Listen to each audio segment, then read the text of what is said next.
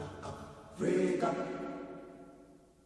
Kalle Udu Sihai, Samayado Ipatla Sabo Pino, Zuha Uike. On that note, welcome to all our listeners. Welcome to the Resurging Sudanese Conflict and Rocky Economic Recovery episode of Ubuntunomics podcast. In this episode, we'll be looking at the 2023 South African Investment Conference, the return of violent conflict in Sudan, and the 2023 spring meetings held in Washington, D.C. this month. With me this episode is Sbu Nyati from Isakombe Assets. Hello, Sbu. How are you doing this month? No, I'm well, thank you. Hi, this dear. I'm well, man. Nothing to complain about except for the usual blackouts, load shedding. We still have a problem with our keeping the lights on, but other than that, no, we're fine, thank you. Sure. No, that's good to hear. I must say, in terms of everything happening, apart from the huge scandal that we saw in the news about, the escaped prisoner, which they discovered a year later, there's really been nothing much happening this month. But on that note, let me get us started on the essay update in brief.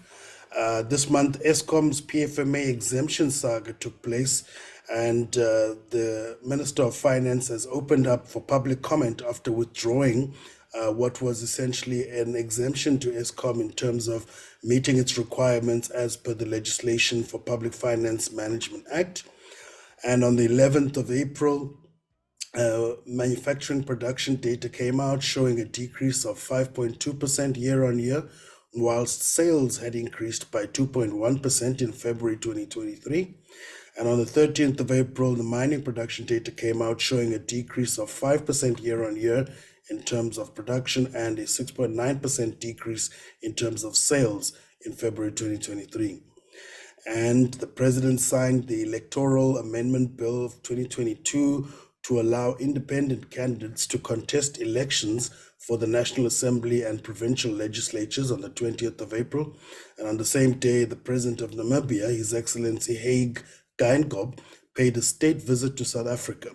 And on the 24th to the 26th, South Africa is expected to host the BRICS deputy ministers and special envoys on the Middle East and North Africa in Cape Town. And on the 25th of May, the Monetary Policy Committee is expected to meet and make a decision on coming rates in the coming month. Sbu, any comments on the essay update in brief? No, still, like you were saying, these this month has been quite slow, and so these are just the ordinary for South Africans. I've got no comment. Thank you. Definitely. On that note, let me get us started with the essay update. And our main story for the essay update is the South African Investment Conference. And this episode, we're asking whether it's just a fresh idea or empty air, as usual.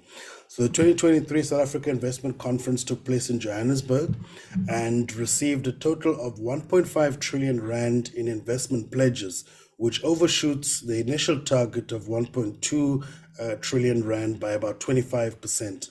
And some of the most notable investment projects coming out of the conference were the 105 billion rand green hydrogen production facility by Hive Hydrogen, which is planned for the Eastern Cape, 4.5 billion investment in wind energy project by Seriti Group in Mpumalanga, and a 1 billion rand thermal coal mine by Turkish Menar Group in Mpumalanga, as well as a 284 million e-logistics technology investment by US-based company Move.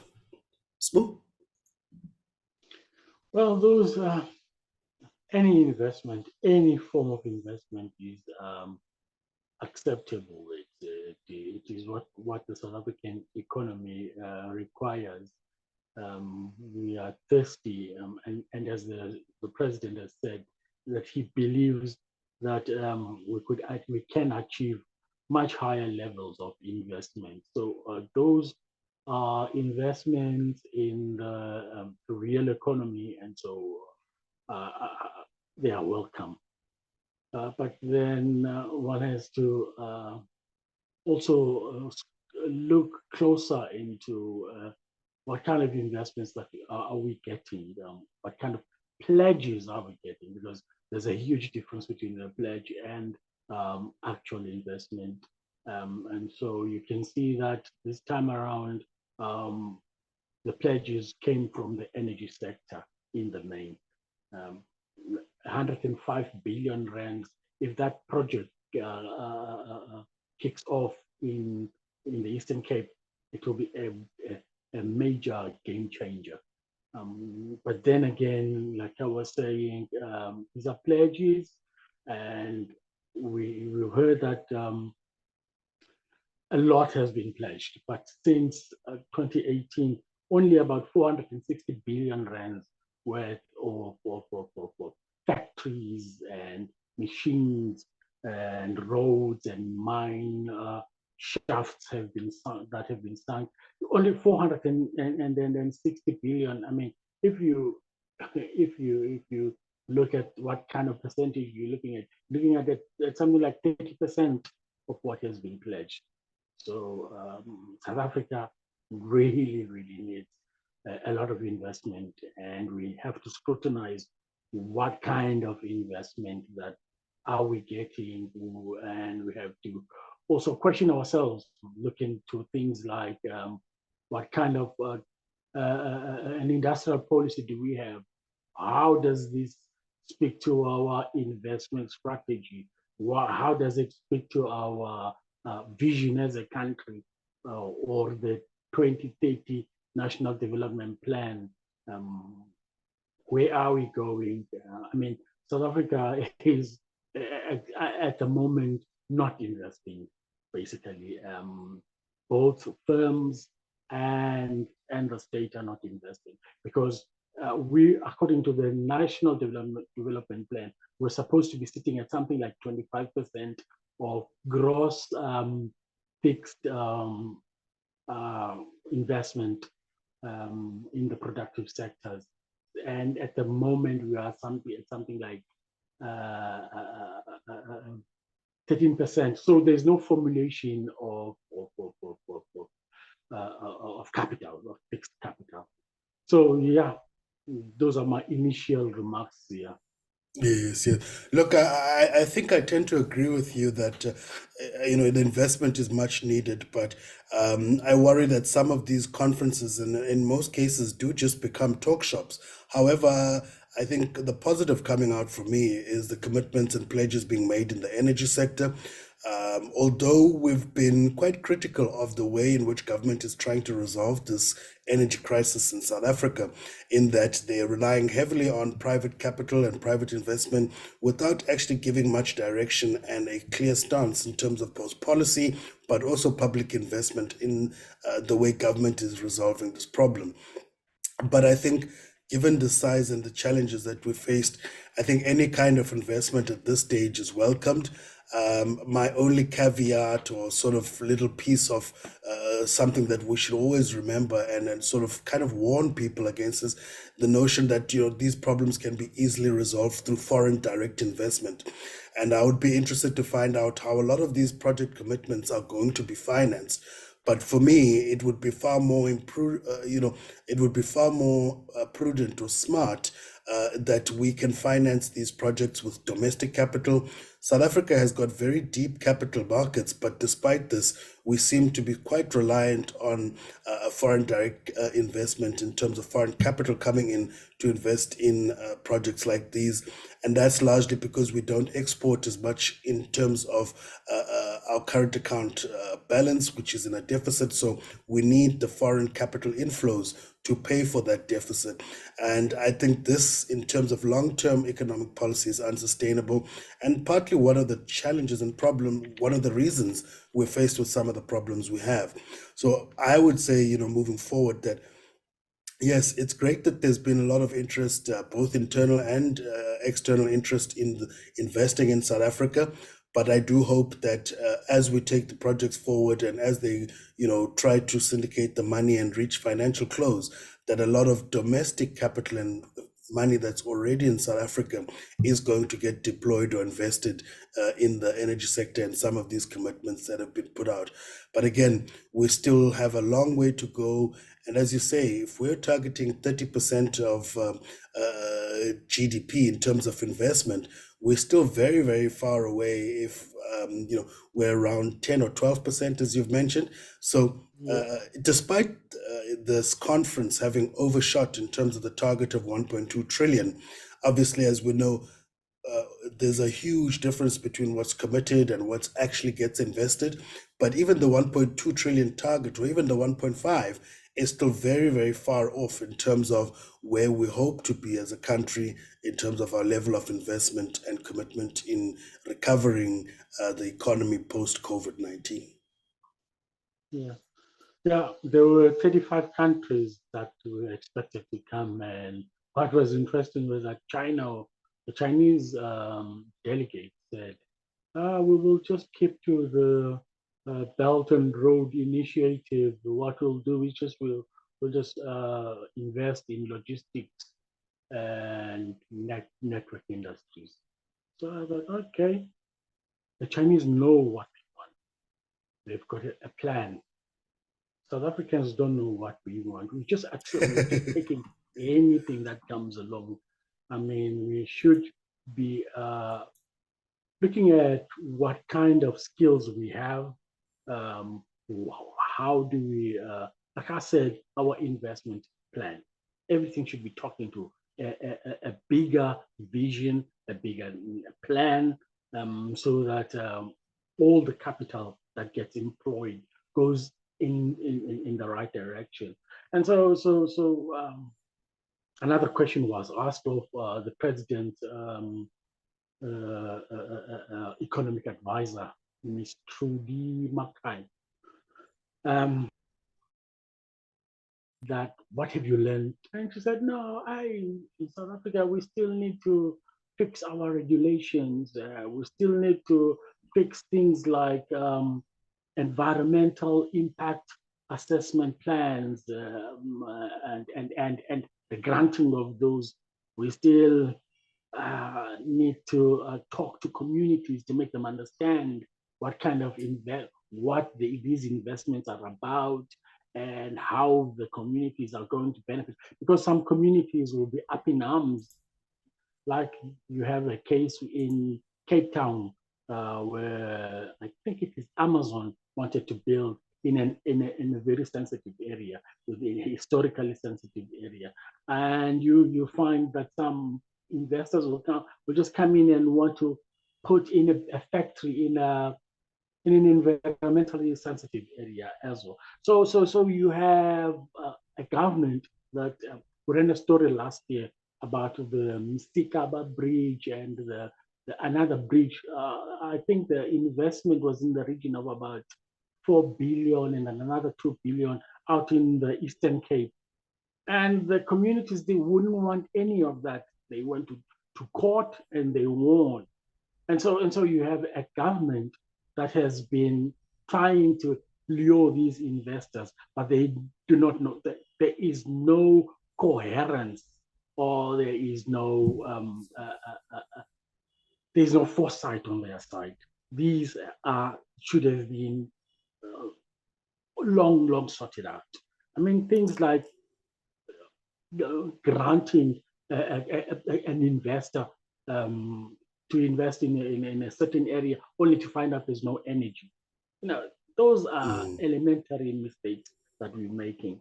And so, yeah, that's just one of those things that we need to nip in the bud. Yeah. Yeah, I must admit, and I like that you mentioned some of these issues, because personally, I had a lot of hope when the president appointed Ms. Trudy Makaya as his economic advisor, mainly because I know she's got a strong and a long-standing background in terms of economic policy, particularly in terms of competition policy, which is an area that South Africa definitely is struggling in. And, South Africa is one of those countries where there's collusion in multiple sectors. all the way from bread cartels to construction mafias, etc. And really, I think the competitive environment does require government regulation in order to delineate and create, obviously, an opening and reduce the barriers to entry for new entrants into the market. But it seems as though, despite the president appointing Ms. Trudy Makaya as his economic advisor, government seems to be doing its own thing. Because, as you say, her comments are that we need to improve on our legislation, policies, and regulation in order to ensure that we have environmental protection, social facilitation, etc.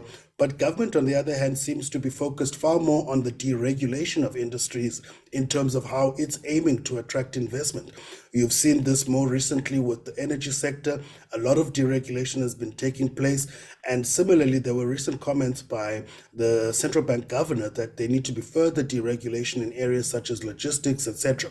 And although this might be attractive for investors, given the deregulation that's taken place, however, if it's not coherent and driven by a government plan, what you deregulate now, you're going to have to re-regulate later once you start picking up the problems and the outcomes that, because what people don't really talk about is that, in terms of corporate sector and how private sector operates, the profits really lie in the gray areas where firms can exploit perhaps gaps in the legislation or even exploit people, right? But this is something, a feature that government cannot change in terms of private sector. And really, the role of government then is to ensure that its regulation, whilst it is encouraging investment, is also able to avoid some of the pitfalls and the problems, such as things like, designating environmentally sensitive areas for new projects, which in the long term is unsustainable, or, not engaging communities in terms of the process of developing projects and ensuring investment, which then later gets fought through the courts and stymied.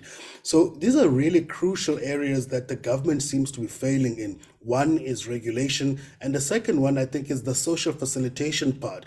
I think a lot of the approach with governments when they're dealing on the social facilitation in terms of engaging communities and ensuring that, the project space is not only good for the corporate or private interests, economic interests that are involved, but is also good for the, society, community, as well as the environment. The approach for government has always just been a tick box exercise. And I think this is what some of the competing interests are now getting in and exploiting. We've seen this in multiple areas where huge investments have had to be stopped because the firms that have been given concessions by government to invest, etc., are taken to court. They end up winning because government is just not coherent or organized in its approach of attracting investment, as well as how they are regulating these sectors. And so the huge gaps that remain unregulated, remain unresolved, that the different interests are now exploiting, taking people to court, which actually has a far more severe impact, not only to slow investment and development of projects, but actually what we've seen is that projects have been cancelled. And this is definitely not the kind of space that the economy can survive on long term, but also given the challenges we've had as an economy over the last 10, 15 years in terms of slow growth, worsening inequality, worsening poverty.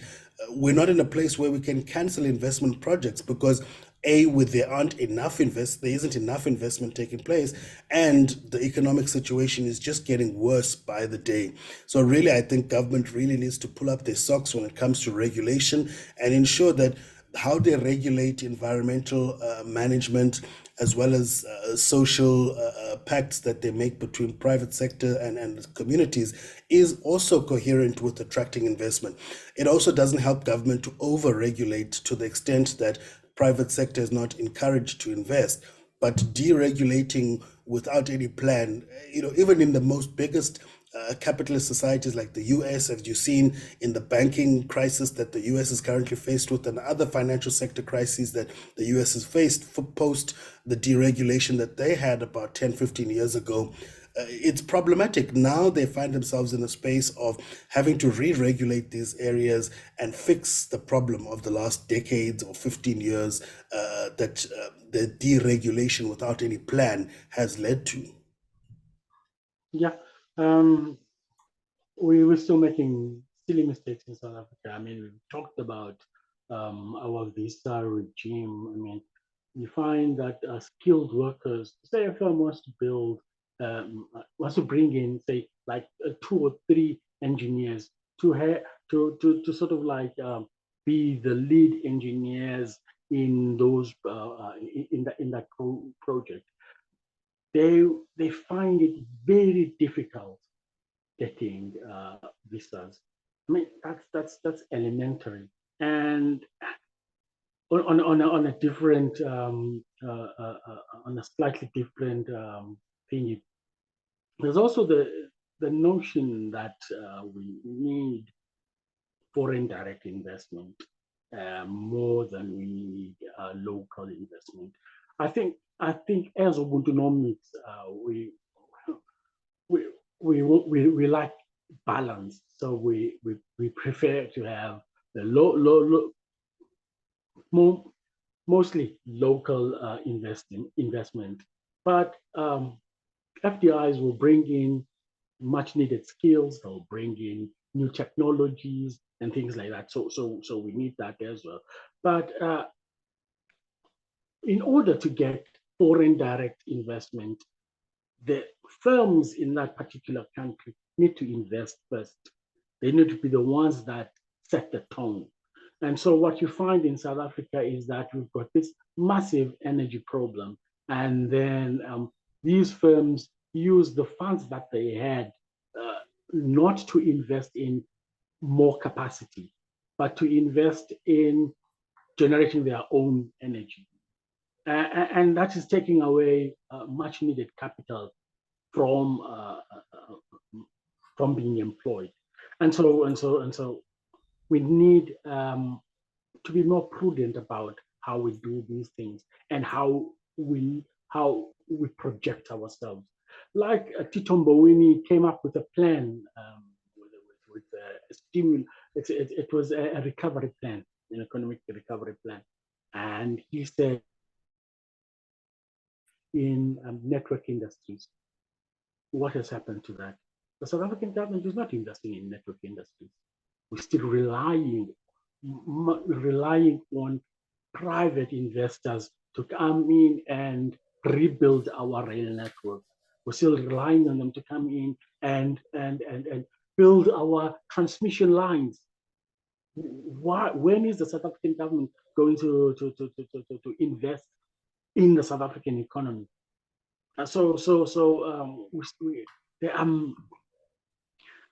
We need to first of all walk the walk before others can join in. Yeah. True. And I like what you say, because I think a lot of people think, okay, there's not a lot of private investment happening in South Africa. Government is also not investing in terms of public investment. And so they think the solution is, let's get the foreigners to invest. Let's get, multinationals to invest.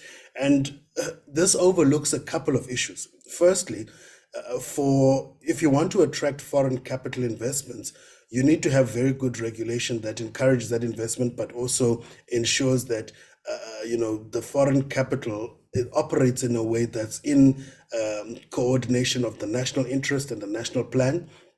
Secondly, foreign capital doesn't just invest for any reason. I think there are 4 key reasons they would invest in a foreign country. One is in order to access strategic, inputs, or even to access the market, which is the second one.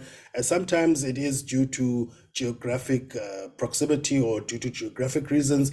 But I think the fourth important thing is sometimes foreign capital invests to export. What I'm not seeing in terms of government is how do they understand the key reason for foreign capital to invest in South Africa. Firstly, we've got 60 million people, which is a very small population, but due to high unemployment and inequality, we don't have that many incomes. So most foreign capital isn't investing in South Africa to access the South African market. In many cases, they're investing because it's just a cheaper thing, as we've seen in the automotive sector, how government subsidies just make it cheaper for them. And mainly the priorities that they have is to export the goods they produce in South Africa. So that is crucial to understand, because that should be what's shaping your legislation and your regulation but it's not taking place. The other thing that I discovered, so I've done some work on FDI and understanding what is the employment impact and the nature of FDI in South Africa. And predominantly what you see over the last 20, 30 years is that most form of foreign capital coming into South Africa to invest is actually through mergers and acquisitions. Now, this is different from how most people think foreign capital invests in South Africa. They think that foreign capital is going to invest in new factories or firms in terms of greenfield investments, or in some instances, upgrading existing infrastructure, which is called brownfield investments. But actually, that's not what foreign capital is doing in South Africa. Foreign capital in South Africa is coming in and taking already existing firms which are performing well. You've seen this with SAB when AB InBev wanted to invest. You've seen this with the investment of external parties, I think, is in retail when Massmart came in to invest in I can't remember the South African group that controls game, etc. That, you know, a lot of 90%, 80 to 90% of the actual foreign capital is there for mergers and acquisitions. And what this does is that it's actually a change of ownership of the productive assets in the economy. It doesn't create jobs. It doesn't create new productive capacity. But of course, you can't blame foreign capital for only coming in to take the best of South Africa, because we don't have a well-regulated environment. And then obviously you've got the energy crisis. So they struggle to actually establish themselves or establish new capacity. Because, okay, if they are going to build a new factory, how are they going to actually run the factory without electricity, given we're stage 6, stage 8 load shedding? And okay, government is going to deregulate energy and say, okay, firms can generate their own energy. That just raises the costs for the firms. So they don't have the incentive to invest, because the investment now needs to be so big. Not only do they need to build the factory, they must also build a little power plant in order to run the factory. And so all these failings that government is having at a systematic or a network level is actually being passed down as higher cost of operations for firms. And that's why foreign investors come in and look, okay, which companies are doing the are most productive or are actually most profitable, and they're buying up those instead of actually investing in new capacity, new jobs, and new productive assets in the country. And this is usually because of the failure of government in understanding both the reasons for why foreign capital comes to South Africa, but also being able to regulate it in such a way that they can attract investment, but also ensure that it's sustainable long term. Yeah. To get back to a point that you raised about inequality, I'm thinking some of these firms, the reason why they don't come invest in a way that is beneficial to the economy and South Africans is because of our population's ability to consume the goods that are produced in the economy. So you find that our middle class is very poor. It's poorly paid, and there is this notion that we've got a bloated civil service. So you don't have enough nurses, policemen, and all of that.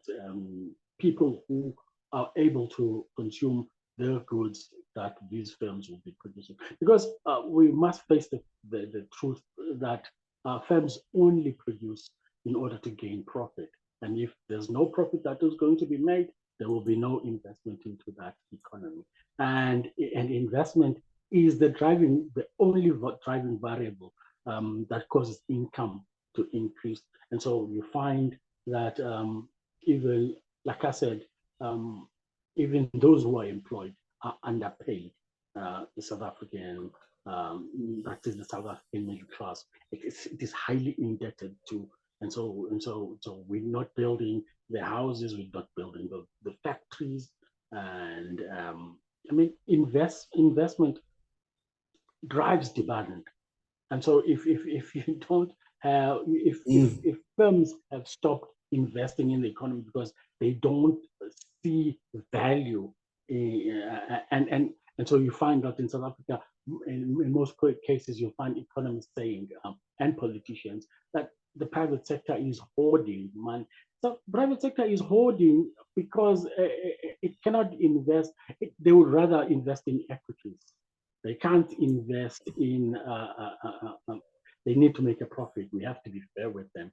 And so, you know, as soon as we start aligning all of these factors, things like trade policy, things like a proper investment strategy, a proper industrial policy. We don't talk. We're no longer talking about industrial policy in South Africa. The only time we talked about it was way back when there was the new growth path. But even the minister that's there, Mr. Ibrahim Patel, I think he's overstayed his welcome. There's nothing that has ever come out. So we need investment, because investment leads to savings. It leads to income.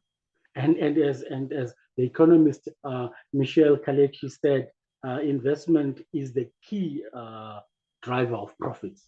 And so if you don't have profits, you don't have incomes, you don't have savings, then an economy just like our economy will only be growing by 0.1% according to the IMF for 2023.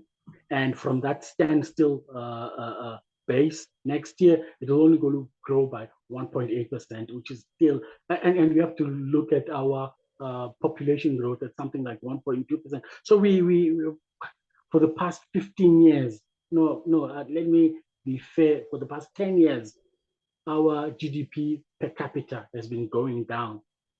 So we are poorer as South Africans. Nobody takes any notice of South Africa. We're not even invited to the G20 meeting by Japan.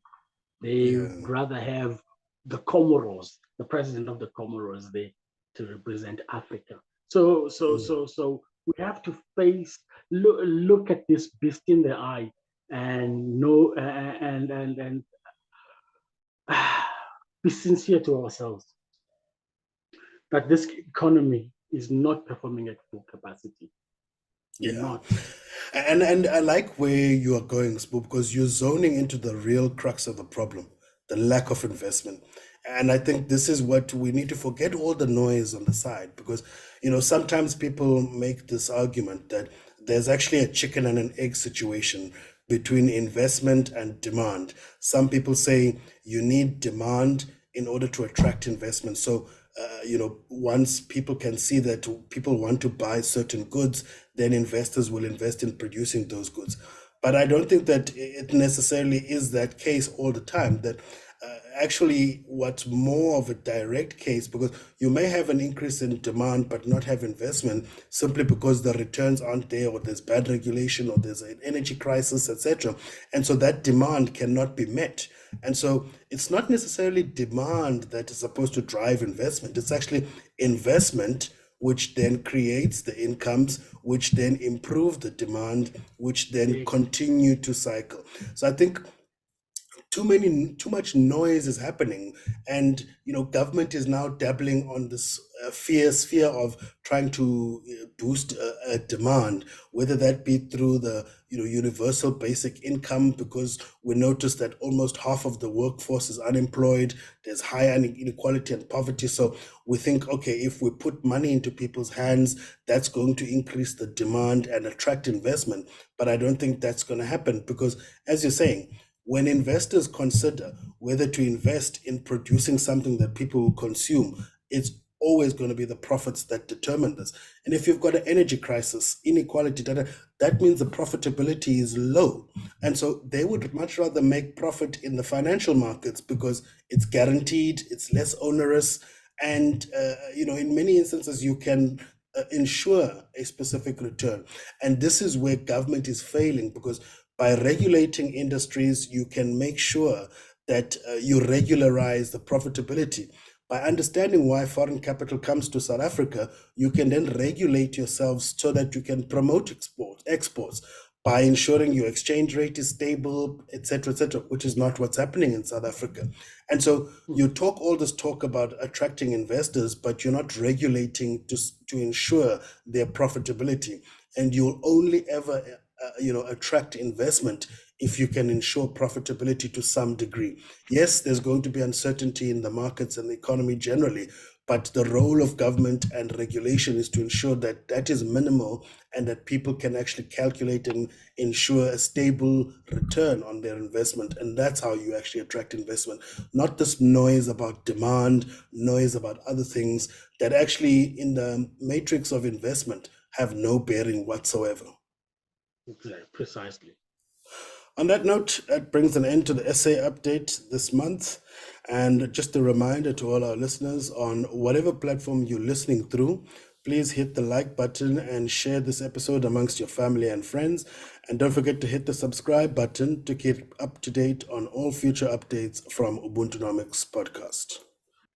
On that note, let's go to the Africa regional update in brief. This year, on the 7th of April, we had the 29th commemoration of the Rwandan genocide against the Tutsi. And on the 12th to the 14th of April, the ECOWAS AU launched a joint technical pre-election fact-finding mission to Sierra Leone. And on the 15th of April, the East African Community and AU Commission chairperson condemned violent outbreak in Sudan and called for peace. And on the 17th of April, the East African Community started its digitization of the common external tariff framework in that region. Meanwhile, in May, the constitution of the East African Community Political Confederation is expected to be held in Nairobi. And on the 9th to 11th of May, the East African Petroleum Conference and Exhibition is expected to be held in Uganda. Snoop? Yeah, that last one, Uganda is becoming a petroleum exporter. They found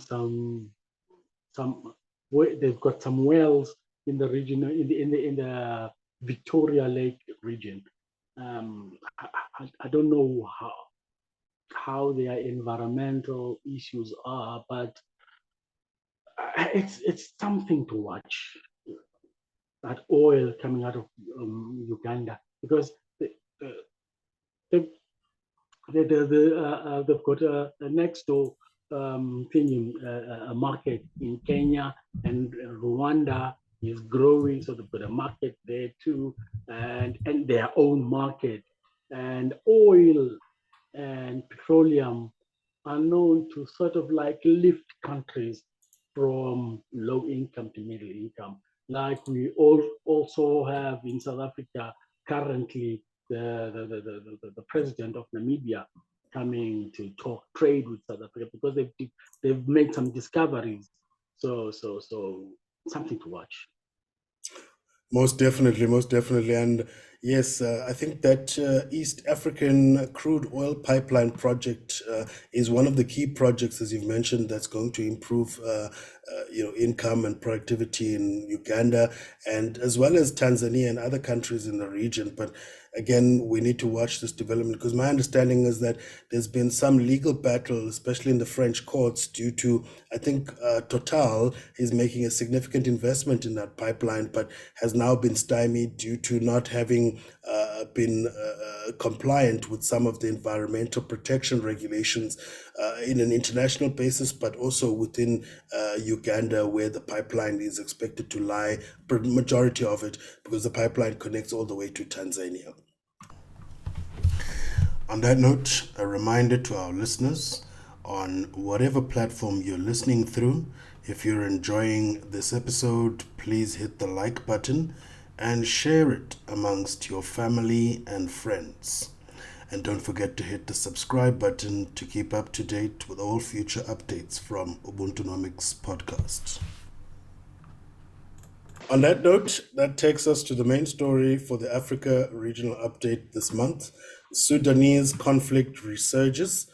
During the discussions of the plans for a transition to civilian rule, power struggles actually grew between Sudanese Armed Forces commander and the de facto national leader, Abdel Fattah al-Burhan, and his deputy, Mohammed Hamdan Daglo, who heads the heavily armed paramilitary Rapid Support Forces, the RSF. So the central disagreement and tensions were on how to integrate the RSF into the Sudanese Armed Forces, the SAF, and who would be exercising the ultimate control over them. And on the 15th of April, tensions erupted in conflict and clashes between the SAF and RSF in Khartoum. And by the 23rd of April, over 500 people have died, including 2 World Food Program staff, and over 6,000 have been reported injured, including 2 World Food Program staff. As the result, the fighting between the rival military groups, the WFP, the World Food Program, has temporarily halted all its operations in Sudan until the fighting ceases. And there have been multiple leaders across the globe and in the region who have condemned the violence and called for peace amongst the parties involved. Smooth, any thoughts on this one? Yeah, there was talk there. I saw an article about Hamdani. Oh God, Hamdani. Dagalo. Yes, Yes, Daglo. Dagalo saying that no, we should start talking because war will not be good for either of us. And I just don't know how a paramilitary got to have to amass fighting men to the tune of 100,000. I think that the RSF is 100,000 strong, and so I mean we have to go back about a decade ago, no, almost 2 decades ago, in 2003 when there was the Janjaweed. That's how this rapid security force came about, and in recent years, through because they act more like mercenaries, because it has been said that they are involved in Yemen. It has been said that they're also involved in Libya, and for that they get compensated. And I don't know, because there is no fundamental philosophical difference between the two men. It's just a power struggle between the one general against the other general. And all African countries should learn that you cannot have 2 armies in one country. That's just a recipe for disaster. Because external forces will come in and use minor differences between the two men, and there will be disagreements, because the main disagreement was on how the former Janjaweed army would be incorporated into the Sudanese national army. That's where the problem started. And so, yeah, and of course, men being men, there is the I don't want to say the profit motive, but there is money involved, since this was a mercenary force, not just a paramilitary. Yeah. Definitely. And, we were just celebrating December late last year when the transitional authority had signed a framework agreement leading to a transition to civilian rule over the next 2-year period. And it's quite sad that the ceasefire has now been disrupted by this conflict. And for me, it's quite a concern, because this story could actually be dittoed in a number of places on the continent. Ethiopia being one of them, Mali, Burkina Faso, Guinea, you can name them. Over the last 3 to 4 years, a number of countries have had these coups and have resulted in a military junta taking over as the transitional authority. And it's always a challenge when it comes to the issue of how do we reintegrate the sort of I would call it a sort of terrorist force that has taken over power outside of the vote into the National Defense Force. And obviously, as a small, I would say, an insurgent group that's competing against the national armies, it's also difficult to agree on how to disarm and reintegrate these military sort of juntas in a way, because letting go of their arms is letting go of their power, and their power in their domain obviously speaks to how much income they can extract over whatever domain they're in control of. So it's always a clash, and I wonder if the African Union has actually got the right people in place in order to guide the process of negotiating, guide the process of reintegration, because this is the same problem we've seen all over the place. My memory serves me well. I think the most recent successful case, well, I guess less violent case of reintegration, has been that between Renamo and Frelimo in Mozambique, where again, they had a serious issue on the same problem of how do they integrate Renamo and how do they lead to the disarmament and reintegration of Renamo, and ultimately they were able to reach their agreement after the passing of the key leader, Tlakama, who was the former leader of Renamo, and it was only then that the political leaders were able to broker and negotiate a settlement that has been able to move the country forward. But again, that country then was quickly faced with a new crisis, given what the government is facing in Cabo Delgado with the insurgents. So yeah, I'm very, very concerned that the same problem that's taking place in Sudan may be dittoed and sort of repeated in a number of places all over the continent. And I think we're just entered a phase where Africa has exited this phase of multiple ongoing wars. And yes, we still had some insurgents here and there, including the most longest insurgents in the DRC, etc. And the main aim of our political leaders has been to silence the gun, which has failed. But we had ostensibly moved away from a warring continent. And I think these coups are driving us back. And I think the process of setting political settlements moving forward is going to be difficult and arduous. And I hope that these parties, and at least that the AU, can play a crucial role in being able to broker some of these compromises, because without mediation, I don't think that either party will be able to find the other party. Yeah, well, like we were talking in the previous segment, without an economy that is in full steam, when we have an economy like the Sudanese that is,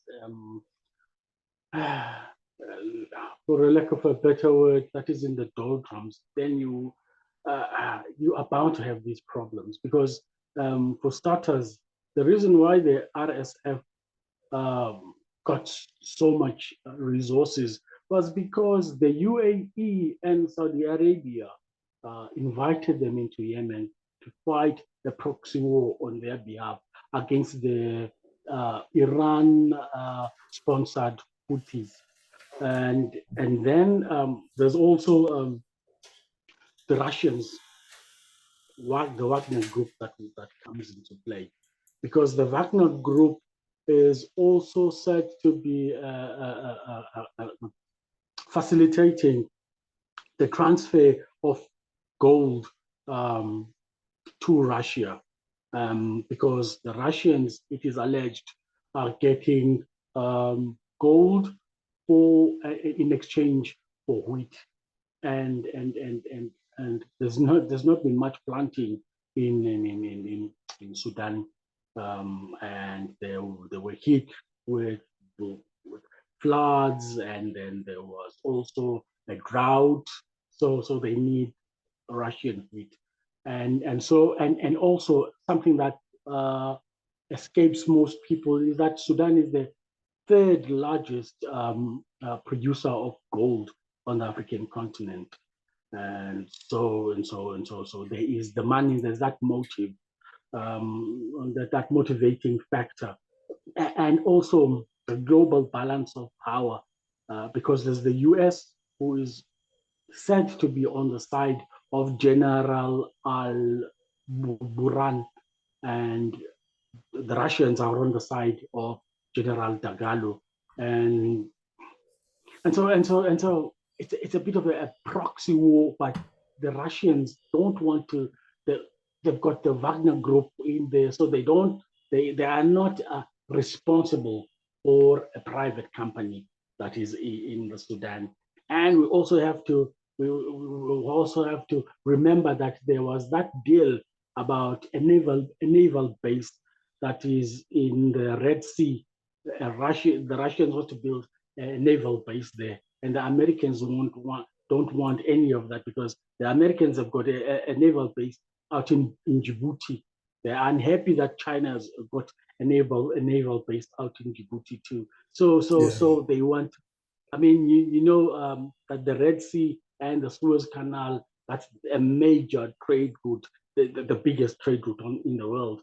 And so the Russians want to sort of like have a sphere of influence in the Middle East, in Africa, basically. Because last year, Putin said that Africa is of strategic importance to Russia.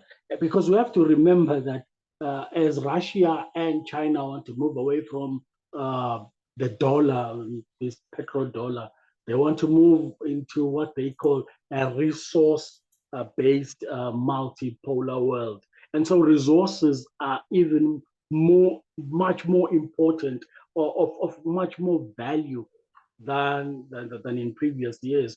And so the Russians have been stocking up a lot of nickel and gold.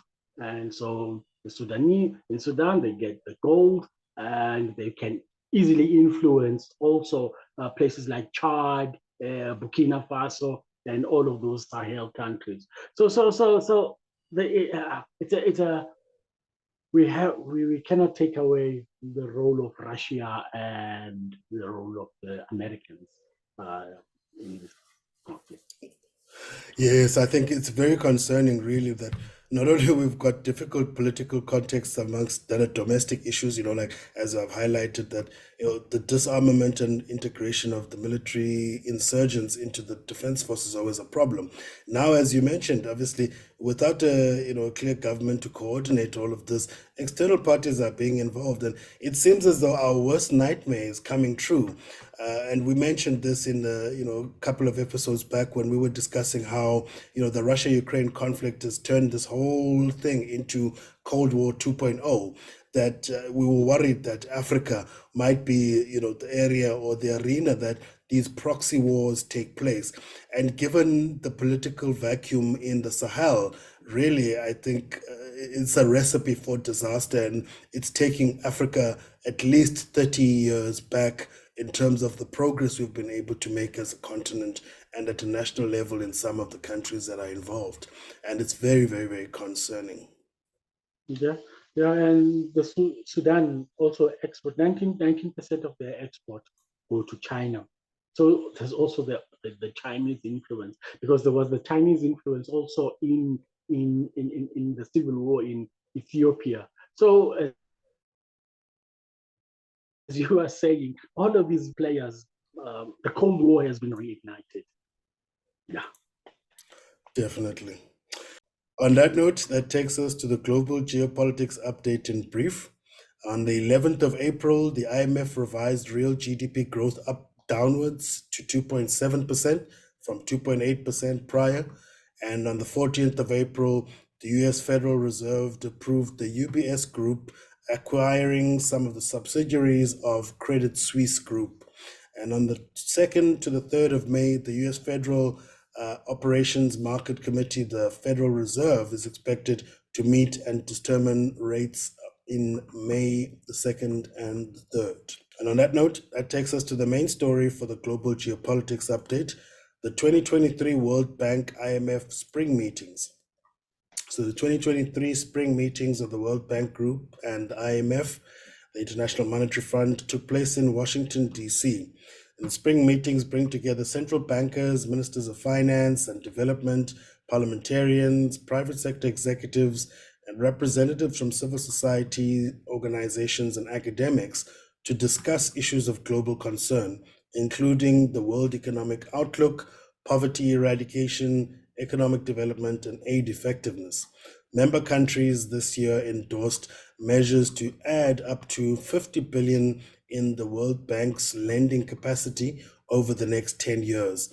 And those steps include a revision of the bank's minimum equity to loan ratio to 19%, a hybrid capital pilot, and scaling up of bilateral guarantee programs between the World Bank Group and its countries that it supports. Smoo? Yeah, it was very interesting. I mean, the debt issue, I mean, developing countries, they say 60 of them are facing a severe debt crisis. And it's the worst in 50 years.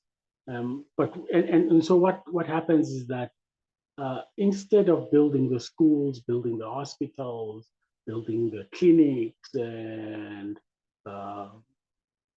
even prisons, all those public goods, what happens is that these countries are now being forced to repay their debt. They move all of that revenue away from their social responsibilities, and so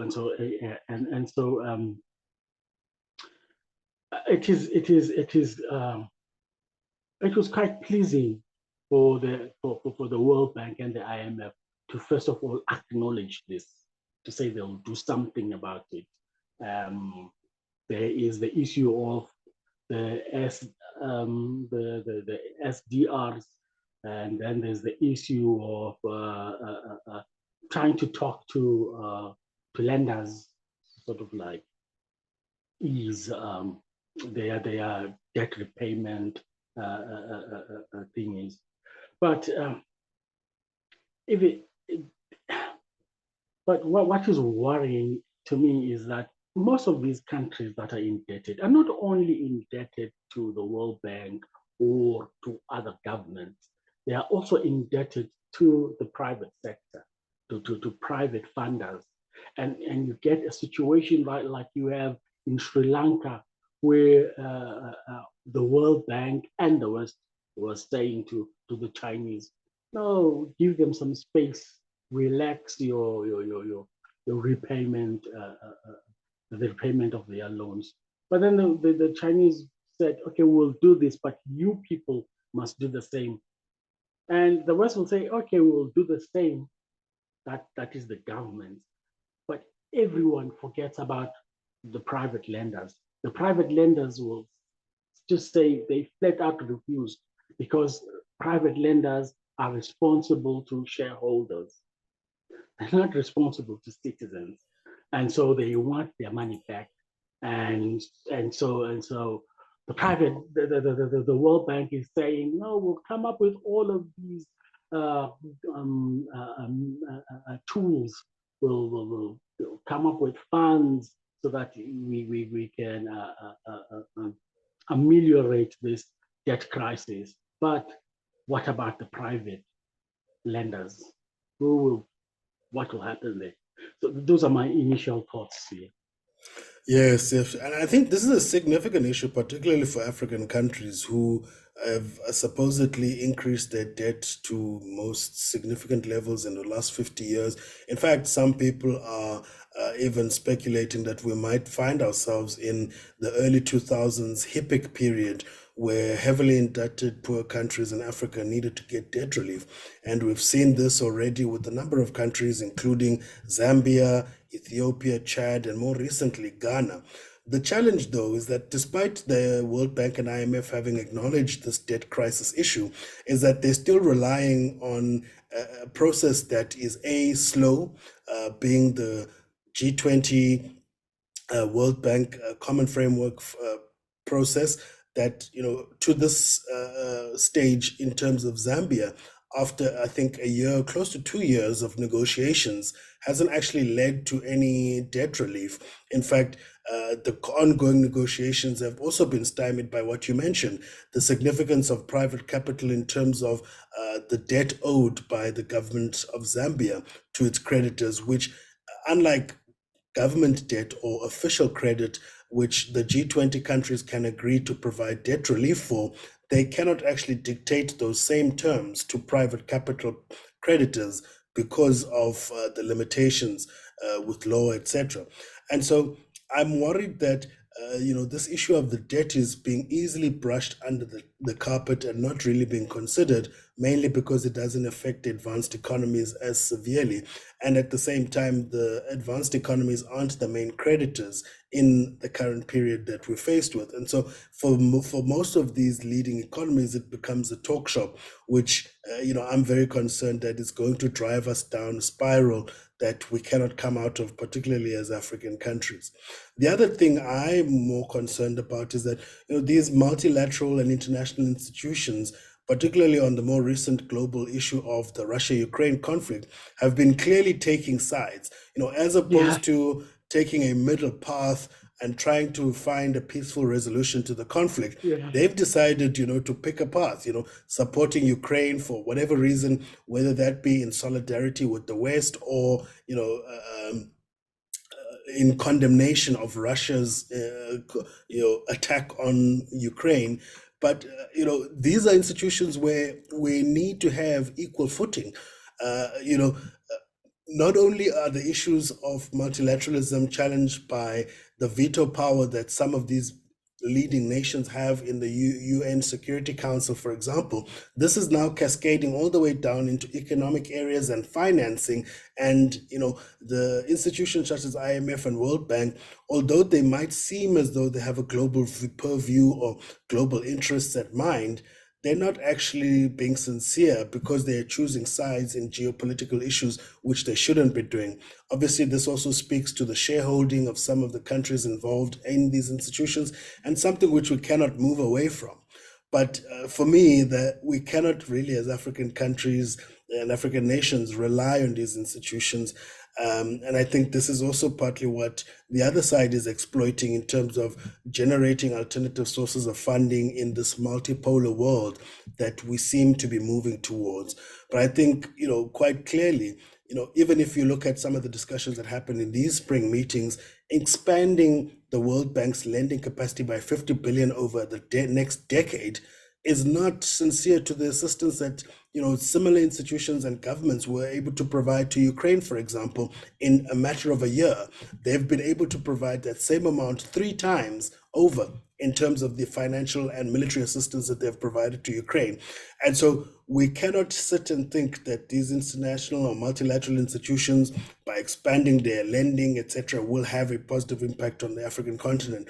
And already people are speculating that Africa is actually poised for a difficult time as capital dries up, both from the official development assistance, because all of the leading ODA and aid is now being directed towards Ukraine, but also because we simply cannot afford to borrow given the rising interest rates in terms of capital markets and our unequal access to these capital markets. And so really, the curtain is closing on Africa and the lights are off.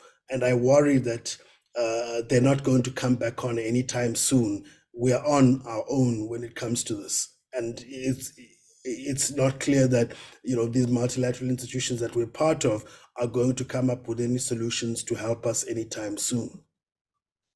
yeah, definitely there is a lot of bigotry there because the US, the G7 countries said, give Ukraine all of that debt, we will guarantee that debt. So you ask yourself, why don't they, if they are so generous, why don't they guarantee Africa's debt? I mean, to these to the World Bank or the IFC. So it's a very pertinent point that you're raising about the duplicity. On the positive side, the IFC and the World Bank have said they will address poverty and climate change. That climate change should be seen as an investment, not just that it won't crowd out funds that were meant for development finance, because adaptation and mitigation will be can have got returns. If you invest in those, then you'll have returns. They are not just a nice to have, they are an economic activity. So they're saying that they will be looking into things like sustainable agriculture, the alleviation of poverty, as I said, and closing the financing gap that you were talking about. So that's a positive. That's what they've talked about, and it looks like they are going. They have already trying to do something about that. And then the UN came up with a stimulus, what they call an SDG stimulus, because what has happened is that since the Ukraine war and before that, since COVID, what happened is that most countries neglected their SDG goals. And so the UN is coming in to say, no, we'll put up this, we'll have this stimulus fund, which will provide liquidity to countries that are facing a debt crisis, and we will finance their as to give them finance as they move towards achieving their SDG goals. So that UN SDG stimulus is a very good, I think, development here. Sure, sure. And the last point on my side, I think one of the things I was hoping to hear more about is the global problem of incoherence in terms of policy.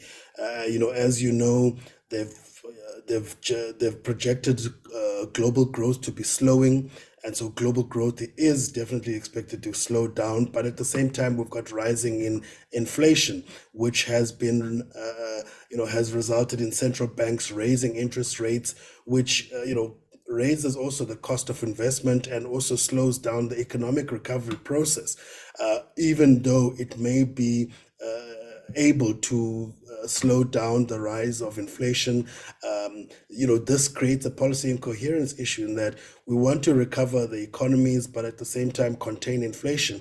But there was very little discussion as to how our policymakers actually going to approach this policy incoherence problem moving forward, and whether or not these developmental finance institutions such as the World Bank and IMF will be able to assist countries in playing a role to relieve them of some of the balance of payments challenges that they face, as well as perhaps fiscal problems that they face in the context of slow economic growth and rising inflation. And on that note, sorry, you had a point, Spo? No, I just wanted to say another thing that I almost forgot is that they also talked about restructuring the structure of international, the architecture of international finance, and so it looks like, I hope I am being an eternal optimist this time around. I hope something pans out, because they'll be getting a new World Bank head, and he is a guy of Indian origin, and as the global South, we think at least someone who looks like us will will be our voice. And so there is this there's this sense of change within the World Bank. Let me not say within the World Bank. Let me just say at that spring conference. And before my last point is that the autumn conference will be in Morocco, Marrakesh. So something is changing. We must end this one on a positive note. Optimism. No, definitely. And I think you're right too. I think we have to point out some of the positives. And although it's coming through the narrow lens of green climate financing, etc., and the global transition away from fossil fuels, what is positive is that this agenda is placing sustainability at the core of the financing and development discussion, which is, I think, a very, very positive thing that needs to be championed by every country and taken much further. The sustainability thing needs not only become the center of discussion in financing as well as in investment, but also needs to form part of the central discussion point when it comes to our politics, both on the continent and globally speaking. Very often, even if you look at some of the issues around the Russia-Ukraine conflict, the approach has, at least by the West, has not been to de-escalate the conflict. In fact, some of the responses have escalated the conflict. And I think, the last thing that the world needs is a nuclear conflict in the context of all this uncertainty and divergence without any coherence. And so, yes, sustainability is now at the core of the financing discussion. We need to champion this further and make sustainability the core focus of our political and geopolitical discussions moving forward. Yeah. On that note, that brings an end to the geopolitics segment this month. And that takes us to the numbers game. All right. You're up, Spoo, you're up. So yeah, the number for this month is actually 7.1. And the story is that increased to 7.1% year on year in March 2023. What are we talking about here, Spoo? What is it that's increased by 7.1%? I think I'm back to okay. Let me answer first. I think you're talking about inflation. He's back on his winning streak. Okay. So you are back on tapping my emails and reading my messages onto you. Spot on, Spoo, spot on. And you have it. So inflation is actually what increased to 7.1% in March. So consumer price inflation increased to 7.1% in March, following a 7% in February 2023. And the main contributors were food and non-alcoholic beverages, which increased by 14% year on year, adding 2.4 percentage points to inflation, followed by transport, which increased by 8.9% year on year, adding 1.3 percentage points to inflation, as well as housing and utilities, which increased by 4%, adding a 1 percentage point, and miscellaneous goods and services, which increased by 5.9% year on year, adding 0.9 percentage points onto inflation. And this puts the average inflation rate at 7% for the first quarter of 2023, which is well above the South African Reserve Bank's target of 3 to 6%. So why did the South African Reserve Bank keep on increasing our interest rate? I think by how much? By 300% this year alone. In the past, in the past year alone, Yes, well, you know that we have an inflation targeting framework, right? Which means once inflation is above this threshold of 3 to 6%, the Reserve Bank's response is always to increase interest rates and hope that that raising of interest rates is going to decrease demand such that it will reduce inflation, because inflation is usually resulting when there's excess demand. Or there's too much money chasing too few goods. And so what producers and sellers do is they raise the price, knowing that, given the demand that's out there in the market, or that there's an excess money supply, that people will be willing to pay more. And so what the Reserve Bank has done is that it's increased the interest rates, hoping that that will slow down consumption demand as people have less disposable incomes. And so the sad part of this is that what most South Africans should expect next month is another potential interest rate hike. This is going to obviously reduce the incomes that people have to spend on consumption. And for those who have debts, this is going to raise the cost of paying those bonds or paying off your car, because the interest rate is going to increase. And so when we're sitting at 7% for the whole quarter of the first year against a target of 3 to 6%, that definitely means that an interest rate hike is almost a foregone conclusion at this stage. So the operative word there being hoping, they were hoping. And so if this was So if this was an exam, they would have failed that exam, wouldn't they have? Because Sure, interest rates, but yeah, go ahead. You're interest saying rates have kept on going up, but inflation has kept on going up too. And and my last point, um, onions have gone up by 45% in the past year. Maize meal, which is corn meal, for those who don't understand South African English, has gone up by 37%. And that is the staple food for most South Africans. So most South Africans are paying 35% more for their staple food. And as we were saying throughout the program, that we've got a highly indebted middle class who are going to get hit hard by another rate increase, and even their food is more expensive. And lastly, yeah, let me leave it there. You have a big point you're raising there, Spoo, because it comes down to this issue, right? What is the actual cause of inflation, right? In the context where inflation is caused by excess demand or excess money supply in the economy, then the interest rate hikes would have had a significant impact on reducing inflation. However, what we've seen over the last year to 2 years is that inflation has been much more driven by supply chain disruptions in the post-COVID world. B has been the Russia-Ukraine conflict, and C has been as a result of the sanctions, which have reduced the supply of oil globally and other core commodities that the Russian economy was exporting to the global economy, such as also the gas that they were exporting to Europe, which then, due to the lack of supply of those commodities, the price of those commodities has gone up because, economics 101 states, when the supply of goods is low, the price will go up.